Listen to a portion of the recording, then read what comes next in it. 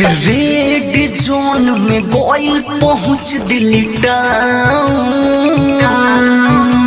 Red जोन में गोइल पहुंच दिल्ली टाउन। 17 मई तक लागल भाई रे लॉकडाउन।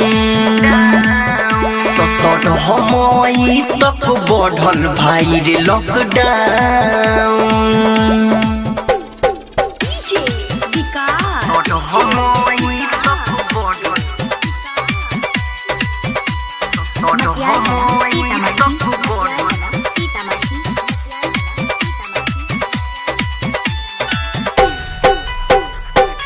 Recording studio लालबेलिया।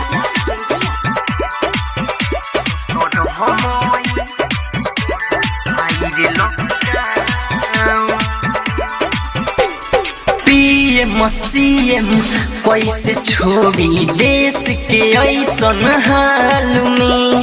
फैलल बा ऐसन बेमारी तनिको अब तो नइखे संभाल में। हे भाई अरे तुम ही बताओ हो।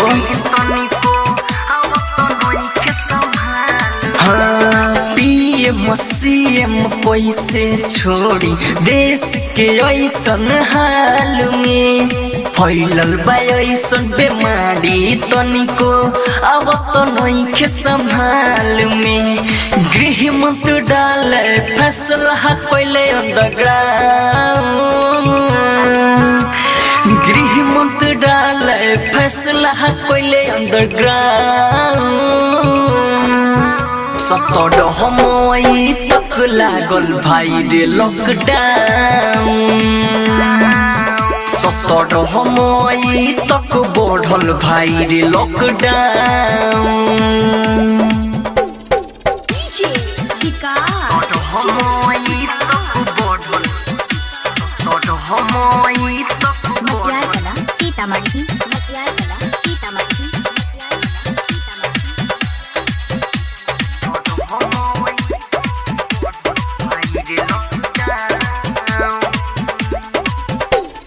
बहडी नयाबो देश बचाबो बतिया के कोड सम्मान हो। हमनी के रक्षा में कितना डॉक्टर पुलिस के चले गई जान हो। अरे भाई अरे तनी समझ जाओ।